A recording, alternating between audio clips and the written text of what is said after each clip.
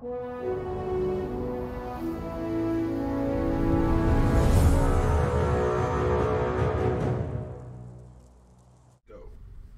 afternoon, everybody. It's an interesting Friday here.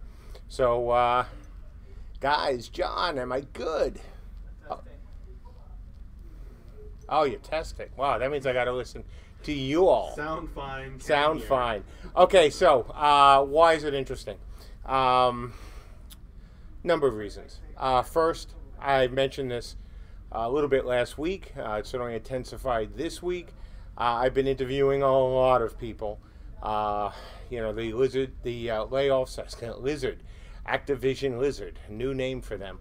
Were obviously awful, and now ArenaNet looks like they're going to go through their own very serious layoffs, which kind of sucks. But for us, we've been interviewing a lot of people.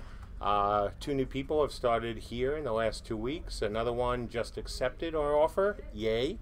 And we hopefully have even more people incoming in the weeks, certainly in March. So at least that's what we're hoping. So that's all good. Another thing that's really good, but let me start with something not so good. So let's sandwich it. We'll call it a news sandwich. Hey, I'm making this stuff up as always as I go along. There won't be a test this weekend. The reason why, we still haven't found the problem with the patcher that we were trying to track down last week. However, really good news, and I think you're all going to be excited, and I mean everyone will be excited about this. Right now in our CSE only test, you know what we're testing? The brand new, first not with the new art, but the new ability builder. So yes, we can now create abilities, or you and we and I and us, all of us, whatever, how many that we'll let in for the next test, will be able to create abilities. And I mean create actual abilities by combining things.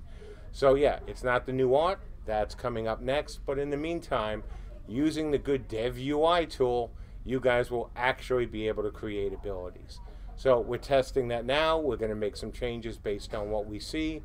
Next week, we want to bring in IT folks first, who will get their long-awaited crack at, see how I crack it, at,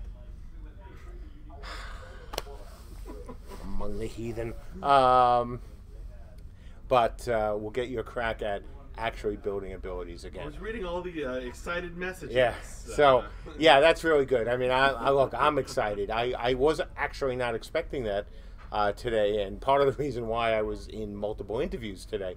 So yeah, much excitement.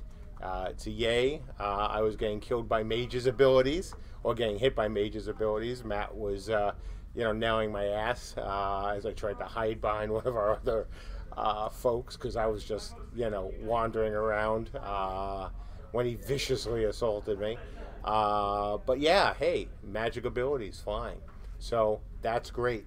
So that's the big and breaking news. Hey, why don't I do this upside down today and see what happens? Anyway, no, let's do it the right way. So let's go to the top 10-ish. Number 1, hey, here's a shock. Tell me if you've heard this before. Work in progress, tech, improved ability system. So yes, as I've just been describing, the Dev UI's implementation of the ability builder is in and being tested right now, by the team. So far it seems to be working. We'll know in the next 30 minutes. A on it is we've begun internal testing using some of the real abilities for the existing classes, using our archers and grammar edit, using our archers and fighters. We can say that performance looks promising in a test where more frequent skill use is happening to stress the system. Now, what the hell does that mean?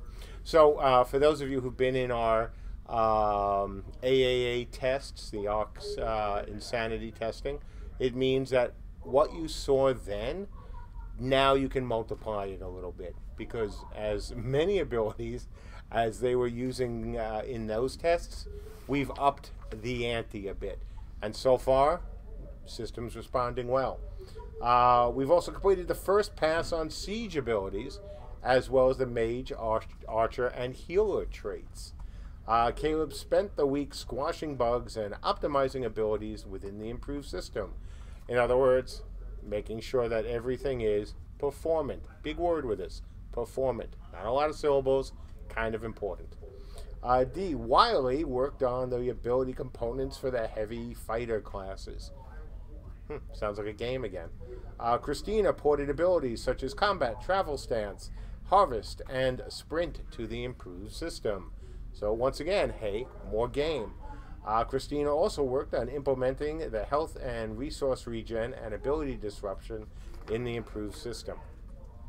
Not a lot of tech there. All about, hey, new stuff and porting old stuff. Good stuff. Number 2, work in progress, tech, terrain, and nav manager. So what is this? A lot of words there.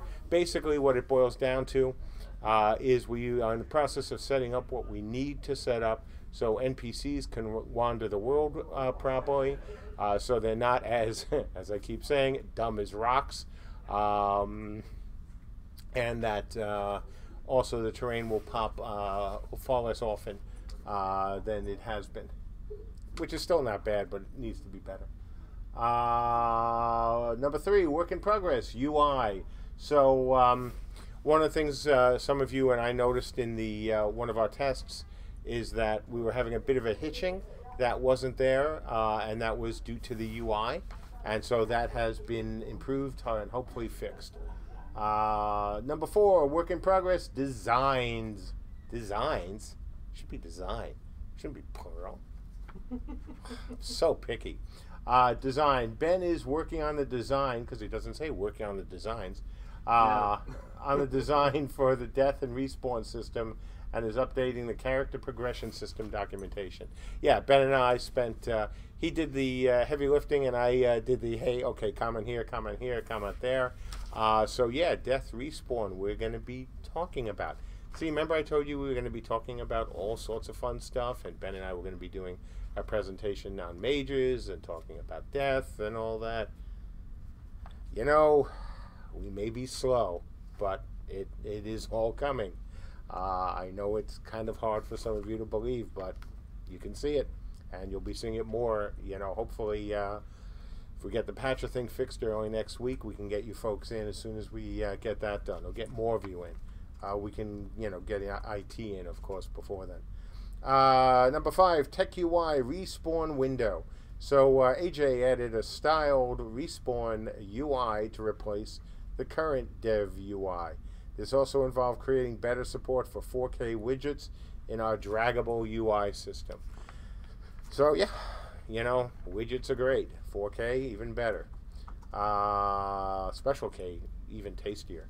Number 6, work in progress. Come on, it's a dad joke day. It is. It is a dad joke day. Work in progress, art, characters 2.0. Oh my God, how many times do we have to say this?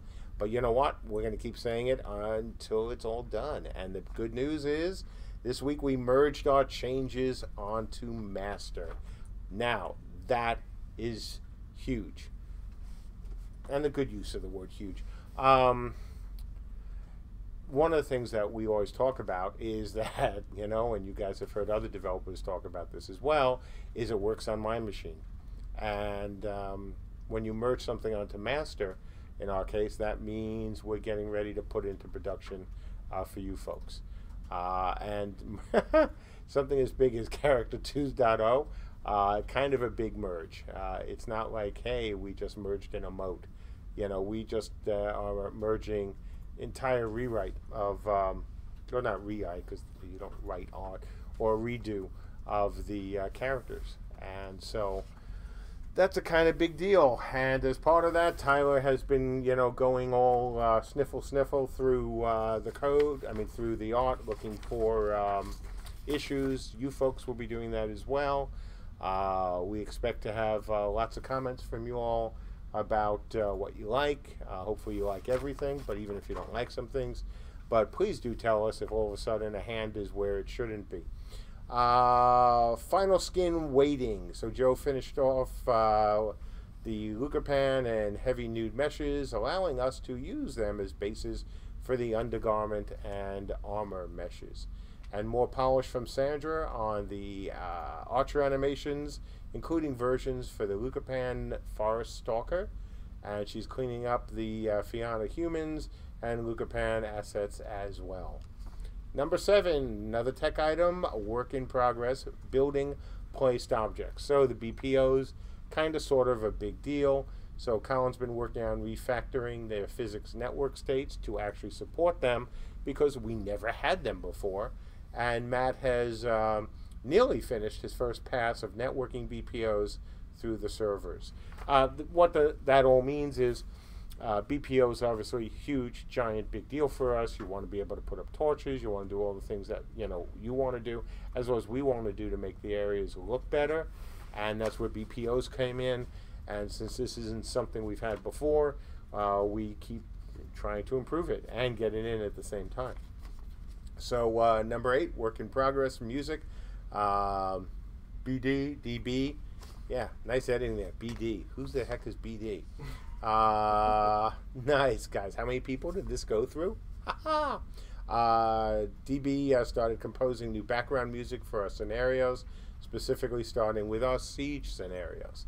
Because, yeah, nice thing to have. Number 9, work in progress, VFX mages. Mike continues to work on the first pass of the mage ability, VFX, for our initial testing phase.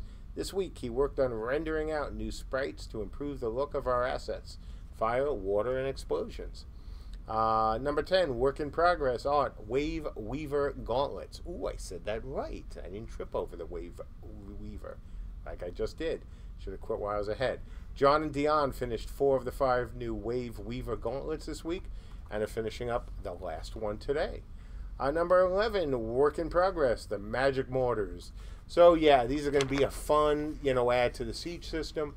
I wanted to get some things in that, we could use to set off different kinds of explosions, different kinds of effects. Simpler to animate, obviously, because it's not something as complicated as a trebuchet. And right now they're intended, and right now only, they're intended to be single-player operated, placed objects that, of course, fire off a magic mortar.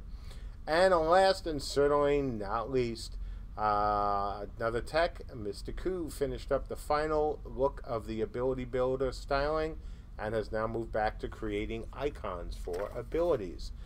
So that's a whole lot of game. Oh God, thank the Lord. For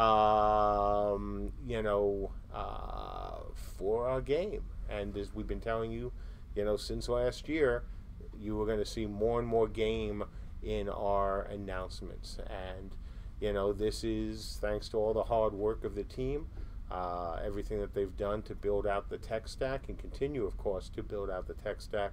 But it's now allowing us to put more effort into the game part of our game than just the tech part. So a lot of hard work, by everyone from the engineers to, band to the artists, and it's now bearing fruit. So having said that, it is time for Q&A. Probably be a short one. I want to get into some, I want to get in and start testing the ability builder. Also, I want to check out the ARC performance with the new abilities that have been put in. And I got to do something for another engineer that we're hiring. So, got a lot to do before the end of the day, so I will keep this relatively short. All right. First question is from Sacrix. Sacrix, welcome back. Been a while. Will this ability builder redesign take into account the design of the game? And if you need to iterate the system if it doesn't work as well in certain areas, so no other rehab type? I think I know what you're getting to. Was kind of confused wording. So, yes, this is supposed to be what we consider the starting abilities for the game, or potential starting abilities. The ability builder itself, of course, can always iterate and can be updated. As you know, of course, given how many games you've played, UI is something that most teams don't get right, even at launch. So we certainly sorry, I have been talking so much this week. We certainly reserve the right to continue to iterate on that, as well as the abilities themselves. But yes, these are not intended to be placeholders. This is supposed to be what could resemble or be the starting abilities for the game. On the YouTube chat, Shane asks, what are the chances of doing dynamic weather and wind into the game and having these forces affect how projectile attacks behave? Come back, Shane. Come back. Sorry. Reference to The a great references Western. are off the hook today. I know. Well, Shane, you're talking about one of the greatest, Westerns of its time. Alan Ladd, fantastic, movie. If you all haven't seen it, it's probably because you're too young. Old guys like me, we saw it. Great movie and great question, and the answer is yes. We are certainly hoping that what is going on in the environment can affect abilities. We've talked about that even back to the Kickstarter, and that's certainly something we'd very much like to have. Mr. Peace 84 asks, how are we going to select ability icons? Do players have to pick from a full list, or will we be restricted by ability or component? So right now there's a list. Final, we'll see. Look, we want an ability system that is easy for you all to use. And so whatever it takes, to do that. It's a complicated system, obviously. And I am sure that the guys will definitely come up with one that is, again, as easy to use as possible.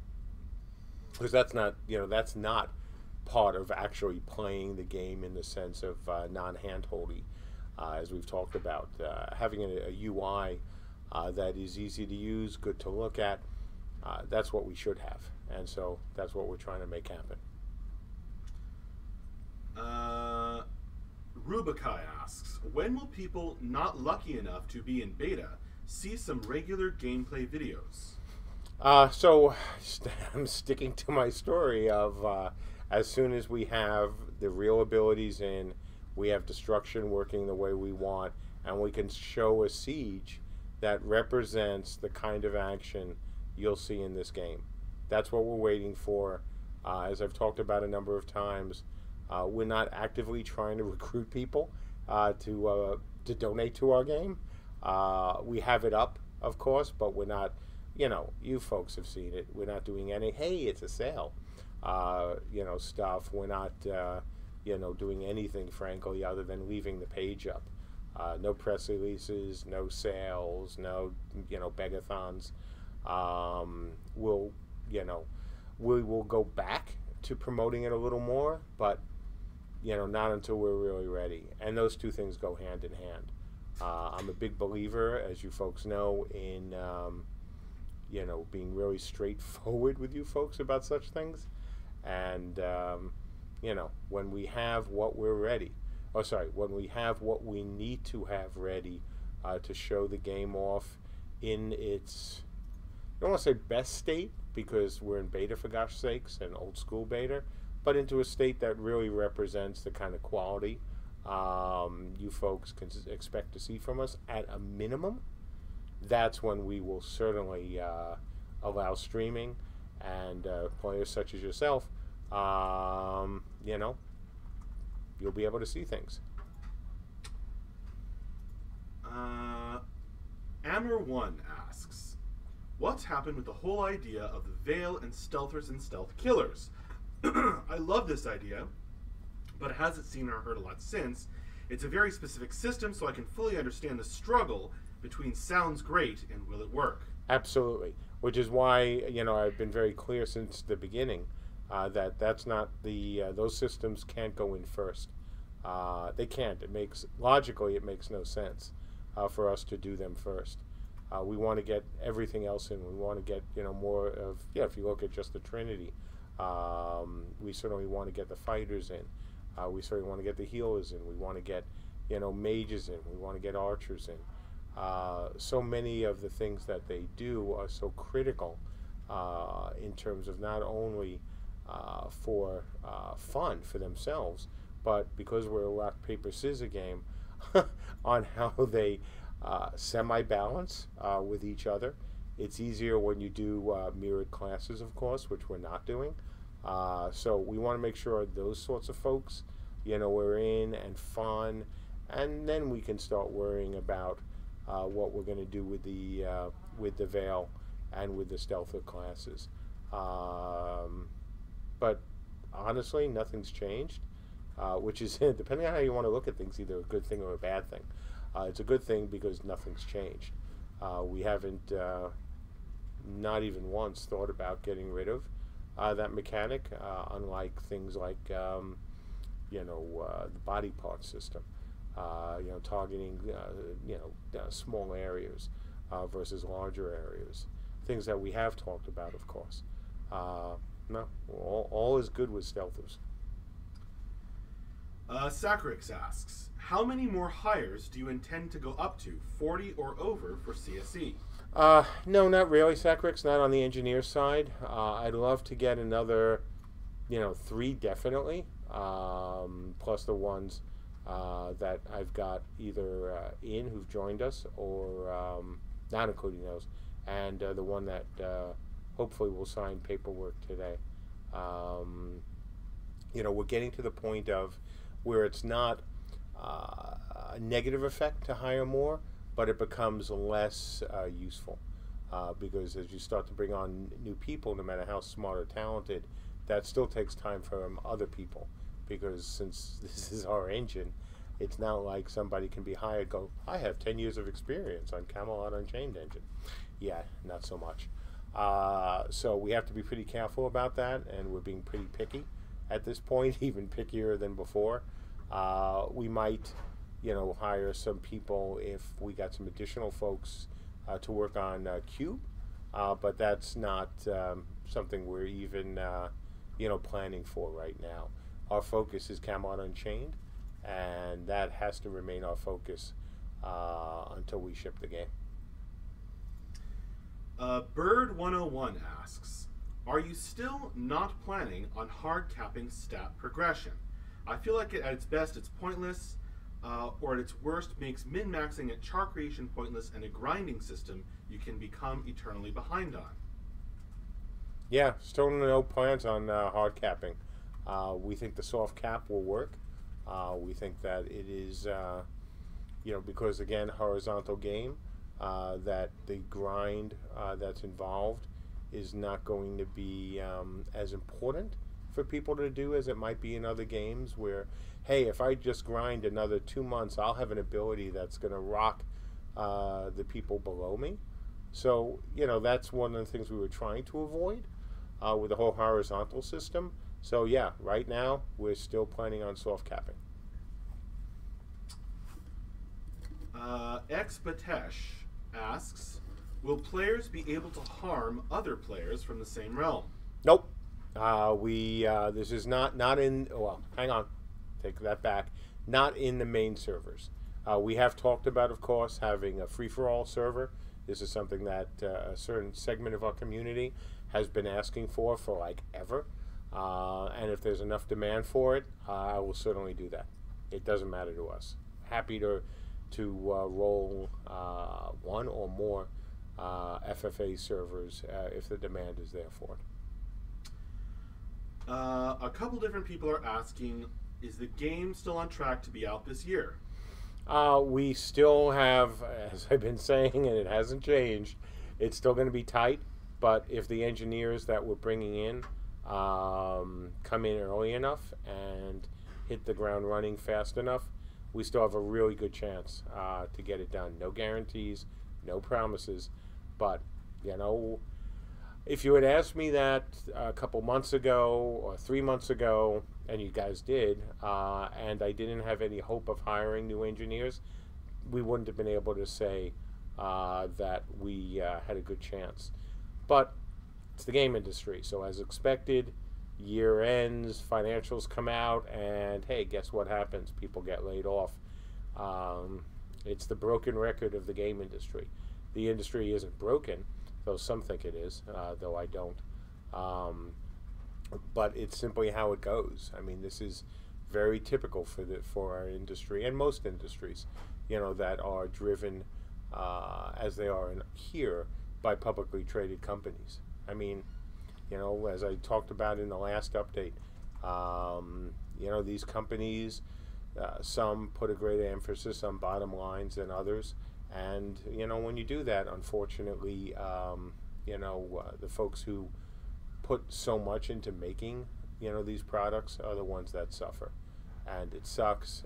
And unfortunately, it's the way the industry has run, and frankly, it's the way it's always run, and how most industries run, at least in the U.S. On the YouTube chat, Where to Greece asks, is it possible to build removable bridges for crossing rivers for any part?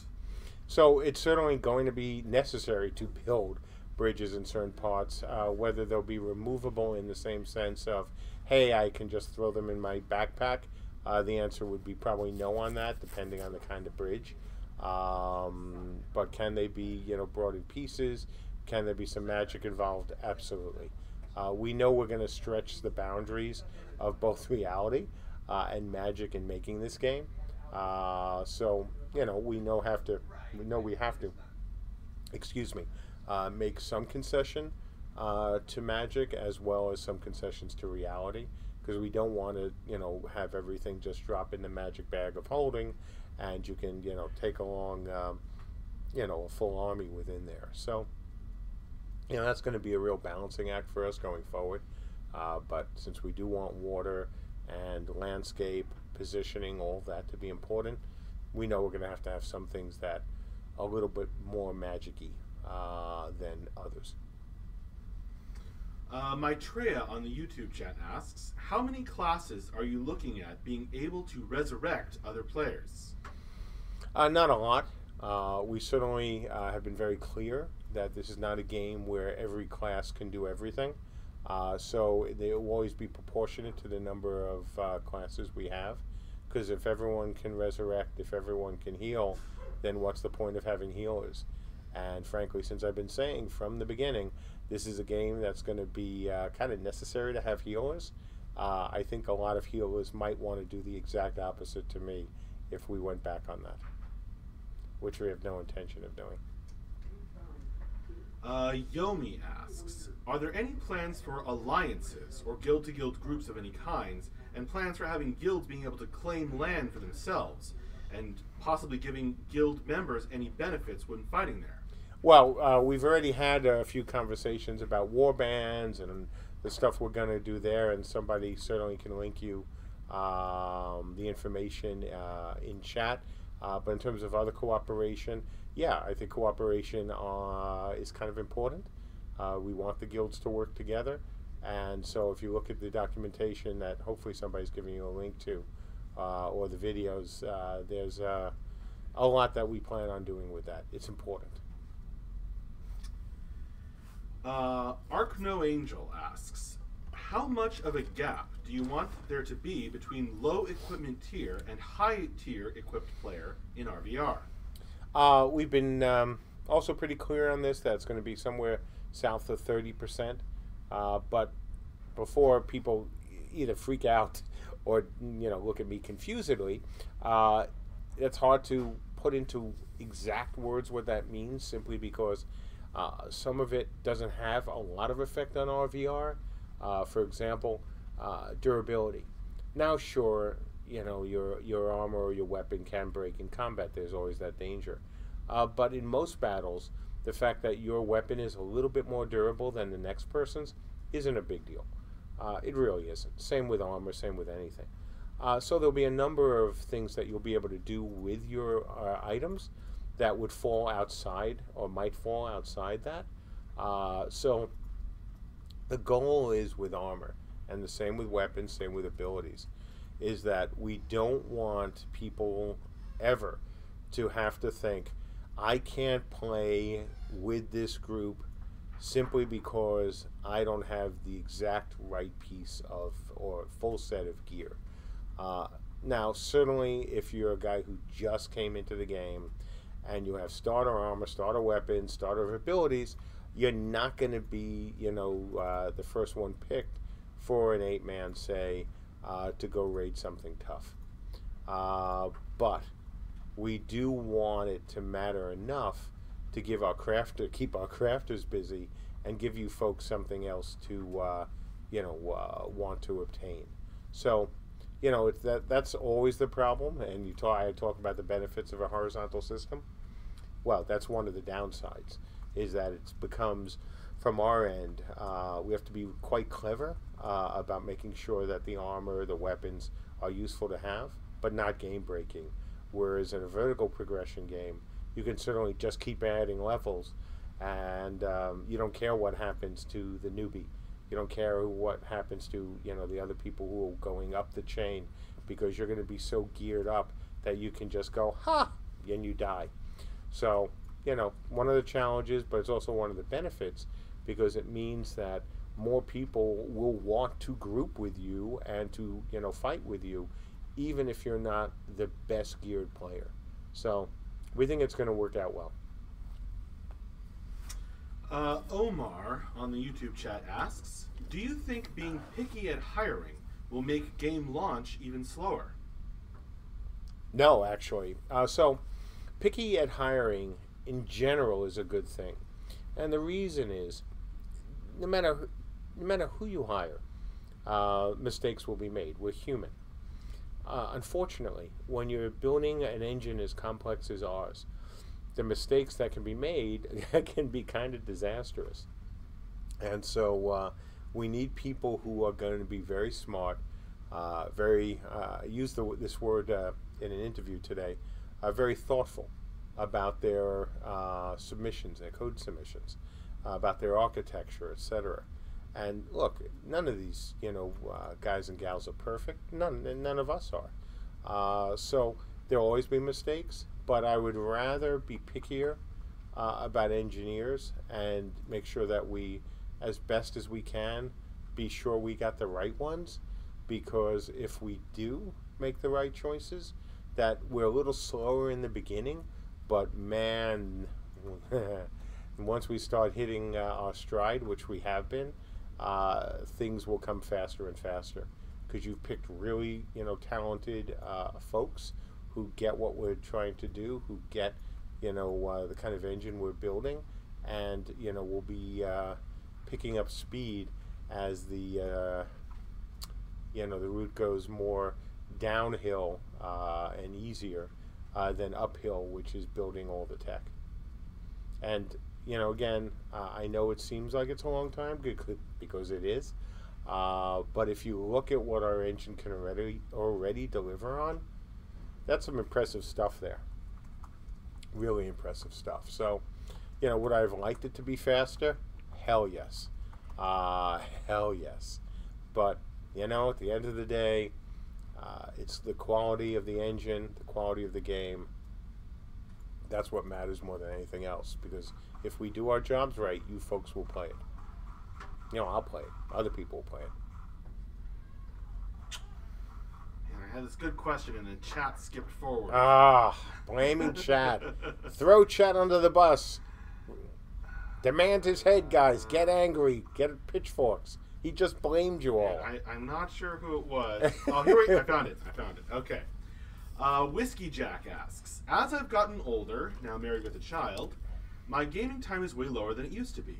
I've given up on the idea that I'll ever be in the top tier again, but can you talk about how effective you could be in the game with limited playtime, let's say 2 hours a night? I've talked about that right from the beginning. This game is not geared only for players who can play, 8 hours a day on the weekdays, and then can play all weekends. It's not that kind of game. We're not trying for it to be that kind of game. Can you be effective? Absolutely, you'll be effective. One of the beauties of this system is that if we do it right, because we're using a horizontal system, People won't just level you into the dust so you won't be useful. That's really important. When you look at games that really require a huge time commitment, if you don't have that time commitment and the game is an RPG using a standard, vertical system, yeah, your friends are going to pass you in the dust, and they may still be your friends, but they're not going to pick you first for dodgeball, or in our case, dodge Lucapan. Have to make that as a scenario. Dodge Lucapan. Put the Lucapans in the catapult and fire. So, yeah, I think you'll be just fine. I think, frankly, that if you look at other MMOs you're playing, or what would want to play, if you're looking, which you are, for RVR PvP games, this one will be quite accommodating for you. And congratulations on the family.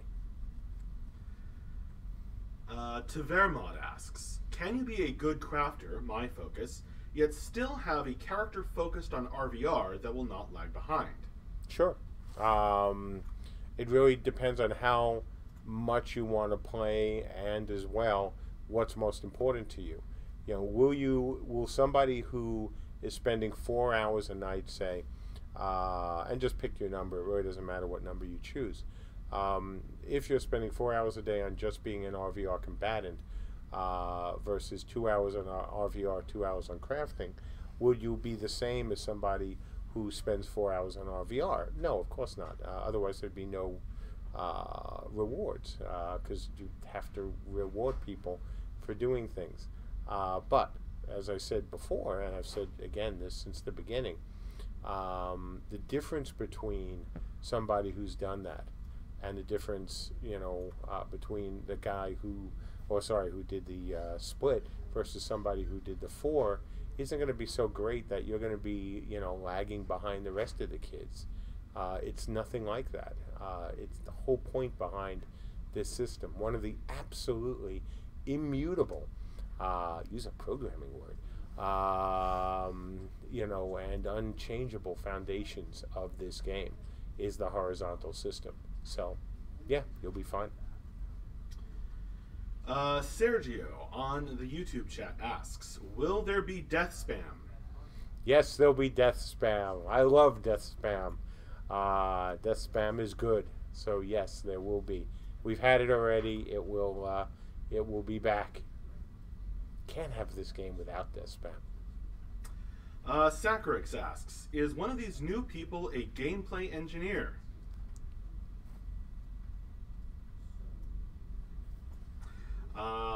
There's your answer. Ammer1 asks, okay, MJ, I know fully that you may not be able to speak to this, but I want to know, are you getting interest in licensing your engine and tooling? No, and I would be happy to answer it. I don't care. Mainly because we're not putting out as an engine that can be licensed. Our focus, first and foremost, right now, make the damn game. So that has to be our focus. If we were trying to license out the engine, that would take us away from that focus by having engineers work on things that are certainly important for licensing, but not terribly important for the game. An example would be if we were going to license out this tech, the tools would have to be improved even more for outside users who don't have, the wise and bullish bull sitting right next to them to answer questions about how to use the editors. So, there's no plans on licensing it out at this point. We're building tech that we want to use. Could we license it out in the future? Absolutely. But it's not a focus of the companies right now. We have to make the game. Nothing else matters. VE on the YouTube chat asks, I like your tree design a lot.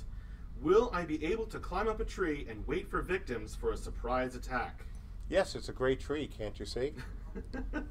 You'll have these balls too, and you can just drop them on the heads. If we had like a stuffed animal that just dropped out. Right exactly. That would have been awesome. See, other developers might set up their streams and sound all like impromptu. When we mean we unrehearsed impromptu, yeah, we kind of mean that, because God, that would have been awesome if we could have done that. Damn, that would have been awesome. Yes, we certainly want you to be able to do that.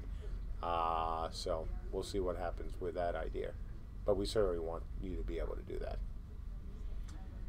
Paladin Brewer asks, what kind of projected TTK are you looking at these days for live, for tanks, healers, and casters? Hey PB, same thing that we've said before.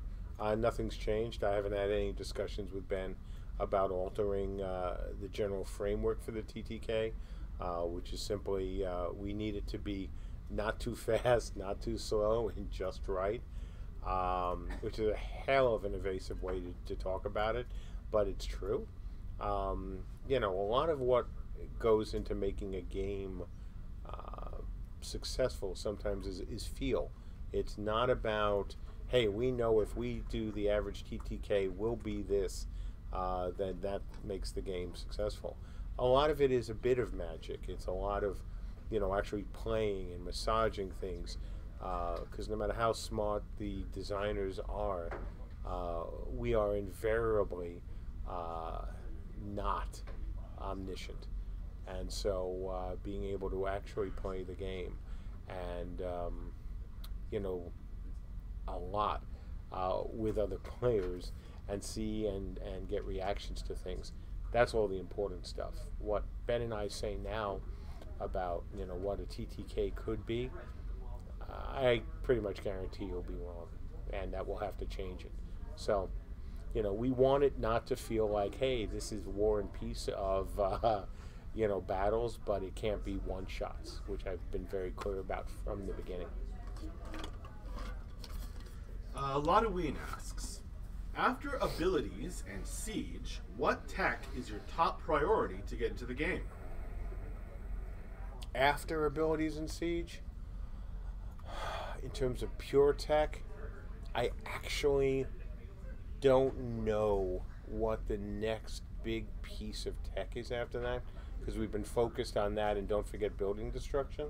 So I don't know what the next big piece is, because we don't have a really big next piece that's along the same lines as that. So I'll know soon. We have to see where we're at with this stuff, because frankly, the things you mentioned, that's kind of the hugely deep and kind of arms everywhere systems like abilities, which you know, it sounds easier, you know, than it is, especially when you talk about a system like ours. So as the tentacles extend, we might find that we need more, but we'll see what happens. So far, looking good. Druge asks a question that's near and dear to my heart. At what stage of development will you be comfortable with finally telling us about the dragons, who they are, and what they do? Yeah, I want to keep that still for a bit. I was expecting to talk about it before now, but I was also expecting the game to be ready before now. So yeah, that's something that we want to keep for a while. Not because it's some amazing, the greatest secret ever, but it's a, you know, cool enough backstory. We'll see. Sacrix asks, any BSC Days 2.0 or hearing about that fourth important announcement / backer rewards? Yep, same thing. That's all as soon as we're into beta. We're not, I mean, sorry, as soon as we're streaming in beta. We're so used to saying that. I know, I forgot the word. It's streaming because for the fourth one, it is all about rewards, which violates, you know, my prime directive right now of not trying to influence people to buy tiers. I find that disingenuous, so we will wait. We will wait, and it won't be much longer, but as soon as we can start streaming, as soon as we can have people looking at the game, and new people look at the game and see the rewards, then I'll be happy to do that. Thrilled to do it, because it'll make my life easier, but not until we're ready to do that. We've been scrupulous, I like that word, about how we treat you folks, and even treat people who aren't backers and who may never be backers. And I don't want to change that. It's kind of one of my stubborn points. And I have more than a few. 10-minute warning, folks. I do want to end on at 5. 10-minute warning. Sacrix asks, is visualization with limited UI noise still a philosophy of this game? Yes. If I am understanding exactly what you mean, because you look at something like Healer Vision, there would be potentially more UI noise with that. So, same as well for some of our siege weapons. When you look at what might be involved in having a multi-crude, person magic effect. So, in general, the answer is yes, but there are exceptions. They need to be, frankly, because if you're trying to have a bunch of people working together on an ability, or spell, there's probably some UI that would help. Bird101 has a follow-up to an earlier question. How is it a horizontal system if there is no hard cap on primary stats? Oh, because that's easy. So if you look at the primary stats, since they have less of an impact to begin with than in other games, they, and more than some, less than others, especially as you level them up, then you can easily make that work. Plus, if you simply say that, let's take strength, and depending on how you want to design the system, you could have, as your strength reaches a certain point, then it's diminishing returns on, say, your weapon damage. But it may not be diminishing returns necessarily on your ability to pick up heavier weapons. But as long as the heavier weapons damage is balanced in proportion to the slightly lighter weapons, you could still have strength go up. Same, you could use strength for other things than just weapons. So there's a lot you can do if you're clever, and still keep it within that horizontal framework. Also, you can, even if you don't hard cap the stats, like I said, you can hard cap aspects of the stat. So you're still keeping within that notion of, hey, in RVR, you don't have to worry about a guy who's been there 2 years just looking at you, or a year in most games, or not even a year, and looking at you and killing you with his breath. Though depending on some of the breaths, that still might not be a bad idea. Bloom Sand on the YouTube chat asks a question they asked me this morning, actually. Could legendary weapons have special effects when they reach the end of their life in a battle, like setting the imbued enemy souls free? Absolutely. I love stuff like that. I absolutely love, whether it's weapons or armor or objects, do stuff like that. It's like that's going back to the old mud days and scripting actions on items depending on what happens to the item, whether it's breakage of an item, someone dying, old mud thing. Yeah, love that stuff. Love it a lot.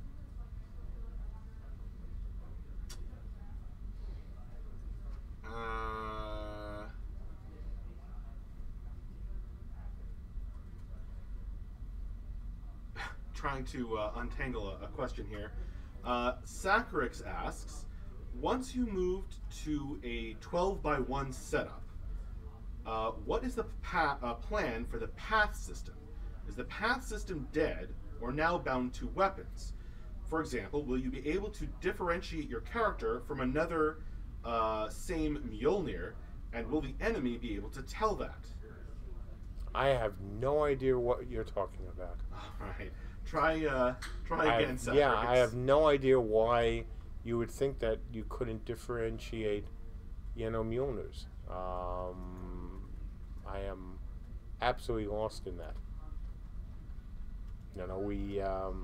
The ability to distinguish characters, if you look at what we're doing with Characters 2.0 we're already, I think there may be shots in today's update of what we're doing with, for example, Mage's armor to distinguish it from Healer's armor.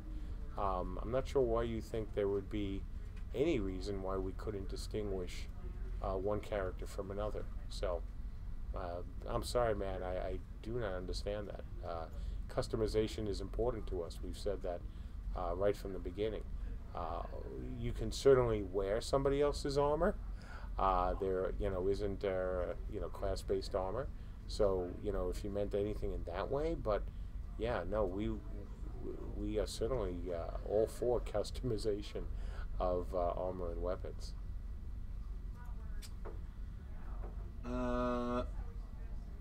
Julian on the YouTube chat asks, in Deok you had almost a rock, paper, scissors concept.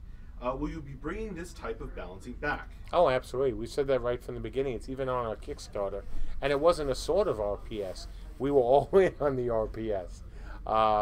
Yeah, no, RPS is the way to go for this game. Look, I tried a mirrored system with WoW. That was absolutely, like WoW. That was absolutely my call with Warhammer. I take full responsibility for that. That was definitely one of the decisions I made early on in terms of what I thought would be the better way for us to develop that game, especially once EA bought us. But this is different, and RPS is absolutely enshrined in our must-have, must-do, must-follow for this game. 5-minute warning, guys. Last question. Oh man, I just got another I have two really good ending ones. All right, two really good ending ones. Okay. Green Jericho asks, since you have been in the MMO industry for so long, have you noticed any changes in MMORPG gamers' behaviors over the years? Oh my God, yeah. So it's interesting. It is a very good question. What's the second one? Because I want to know if I'm going to be here for like an hour. I think the second one will be shorter. Scott Florence is asking, with March starting next week, what do you hope to get in, test, or have fun with over the coming month? Okay. So the first question, MMO players' behavior. Absolutely. It's kind of like that. People think that the good old days were just good and they were old. Wrong. So there was a lot of good old in the good old, and there were a lot of really nice people and people who were, exploring online games for the first time, and we still had asshats.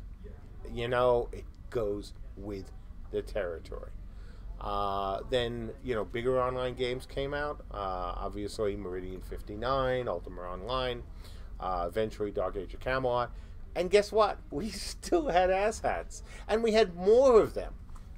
Perfect example. You folks who were there for Deok's launch remember, or might remember, depending on what server you were on. When did Deok launch? Remember, folks? What day was that? Remember what happened, right? Also in October? Yeah, or in September, sorry. We had a lot of jerks, come into the game and talk about Osama bin Laden and talk about killing Jews and all the lovely stuff that, made me weep a little bit for humanity, because they were doing it in the game. And, in October, in November, December, they kept doing it, especially when they thought their trial their trial subscription was going to expire. So we had asshats by, I don't want to say the truckloads, because they weren't, but we had a lot of people. Then WoW came out, of course, and we had even more good people come play the game, and then even more bad people come in. So I think, when you look at gamers overall, I don't think things have changed all that much. We've got, the vast majority of you are fantastic. You love playing these games, even if you don't particularly love one of mine. You want a game you want to enjoy, and most of the time you don't want to act like jerks. But there's always a percentage of people who do. So from that perspective, I don't think anything's changed. In terms of play patterns, that's probably where it's changed the most, because players, especially back in the good old days, were perfectly willing to do things that players, now in MMOs aren't willing to do. The idea of grinding, the idea of playing things without very powerful UIs or cheats even at times to play the games. Slower leveling curves, even if they're not grindy, have become less of a thing. So, I think players' reactions and their behaviors have changed a lot in that way.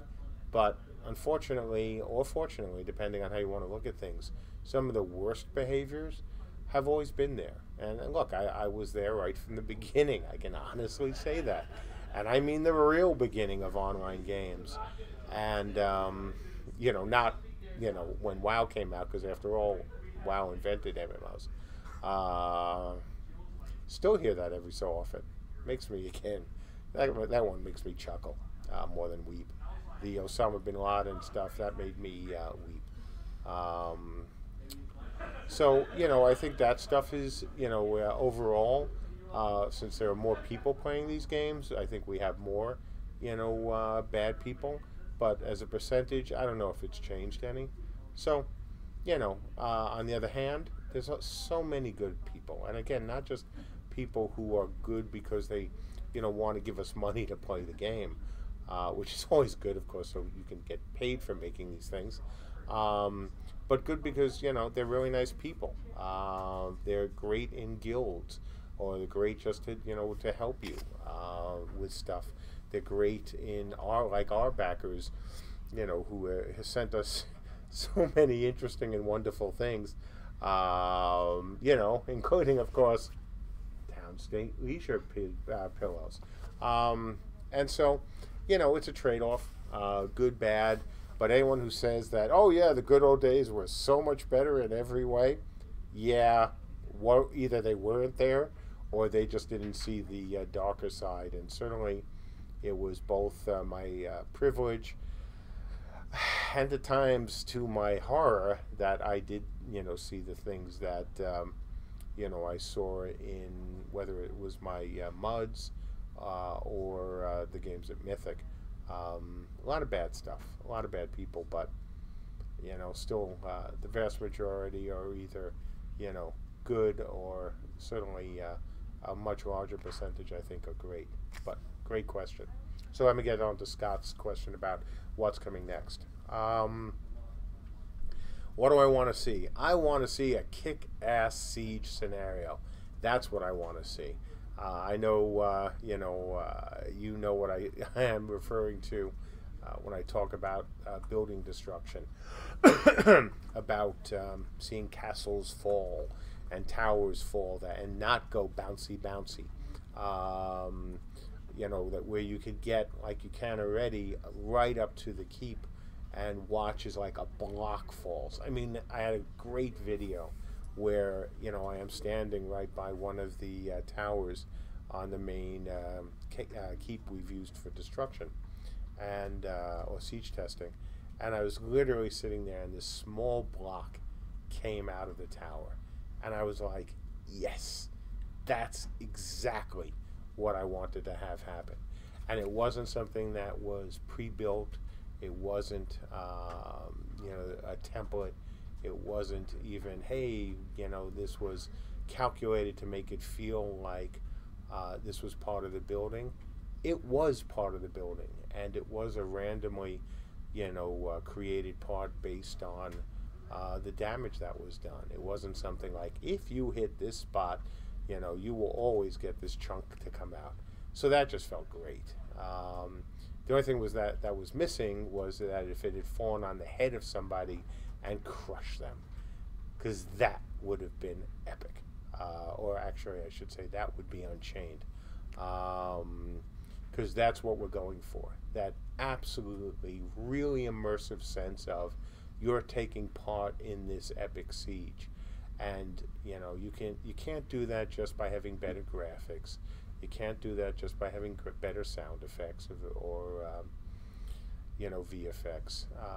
You need to be able to do that the way we're doing it now, which is have the kind of destruction where blocks can fall off, fall out of a building. And again, not the bouncy castle stuff, but we're working on that, and we'll get that. That will make it feel really immersive and feel like you're part of something. And so that's what I'm really looking forward to, in March. As the major abilities go in, so you guys and gals can use them, as more siege abilities go in, as the magic mortars go in, as better, VFX go in. I think we're going to have, I have no doubt we're going to have, whether it's next month or after, but I have no doubt we're going to have a siege unlike any sieges you've participated in, ever, because no other game can do what we can do today. And when we can then pair that with the kind of, special effects that Mike is capable of creating, when we can pair that with, the right sound and effects that DB can create, when we can pair that with all the abilities that, Ben and the team have been working on, and with Characters 2.0 to make, the world, or the, certainly the players and the NPCs look better, and then as we do more environmental work to make the world look better, that is something really to look forward to. And let me tell you, I am really looking forward to that. So thank you, Scott, for the question. Those last two were fabulous. With that, folks, I'm going to say that's all for today's stream. There will not be a test this weekend, but there will be testing next week, just as we've been, testing internally this week. We have to fix that patcher bug. We're just having, too high of a drop rate, unfortunately. And as soon as we, get that fixed, we'll get you all back in. The good news is, when you'll be coming in, you're going to see the ability builder back in its non-finished form, but ability to build things again, just as we promised. You're going to see the building destruction that you saw the last time. You'll see new abilities, obviously, going into the game. You'll see you should see Characters 2.0 as well. Maybe not on Monday or Tuesday, but you'll see it pretty shortly, since they've been merged to Master. If nothing else, you'll probably see them if we want to bring people in Hatchery, which we probably won't, but that's still a possibility. There'll be a lot to see in the coming couple weeks as all these things hit at about the same time, which is always amusing. And with that, I think that's a perfect way to end it. So look, folks, have a great and safe weekend. Enjoy your Friday nights and the days that follow. I will see you all hopefully next Friday. I expect to be here. And enjoy. And as always, thank you for your support. Thank you for your patience. We're pretty excited about what's going on here. And certainly if things continue to go that way, and I can add a couple more, engineers to the team, even more reason to get excited, because as I said, these are, guys and gals who are geared to one thing only, and that is to bring out CU this year, and in the kind of shape that it needs to be. So that's it. So thank you all, and again, have a great weekend. See you later.